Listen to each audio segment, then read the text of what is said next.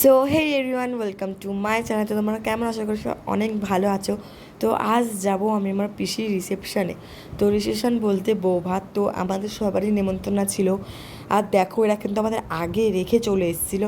আর আজকেও same cage, আজকে ওরা লেট করেছে সাজতে। তো একটা কথা বলতে তোমাদের অনেকই খারাপ লাগছে, বেশি তো আমার কষ্ট হচ্ছে। আমি না বিয়ের ব্লগটা মানে তুলেছি আর সব ভিডিও ডিলিট হয়ে গেছে। এই ভুল যেন আমি কোনোদিন না করি। সো ফাইনালি গাইস, আমরা চলে এসেছি বরের বাড়ি না, সরি বরের বাড়ি না, এটা কিন্তু আমরা এসেছি বাড়ি ভাড়া করে।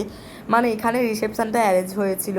বরের বাড়ি আমরা কিন্তু পিছনে ছাড়িয়ে এসেছি। দেখো কী সুন্দর লাগছে, তিনতলা বাড়ি ছিল এটা। এটা কিন্তু আমার জন্মদিনের দিনও ভাড়া নেওয়া হয়েছিল তোমাদেরকে তখন। হ্যাঁ, তখন আমি ইউটিউব করিনি।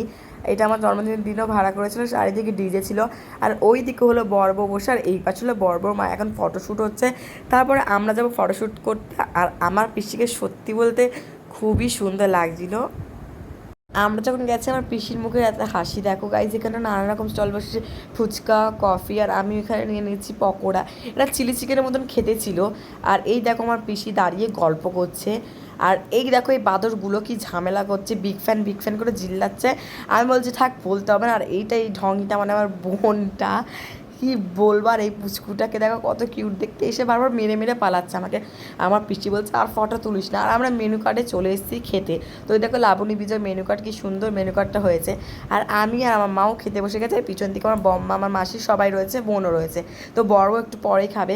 তো এখানে নানান রকমের chana masala, mutton, fish fry, ভাত, অনেক কিছু দিয়েছিলো। আমি আইসক্রিম নিয়ে এবার যাচ্ছি নিচে।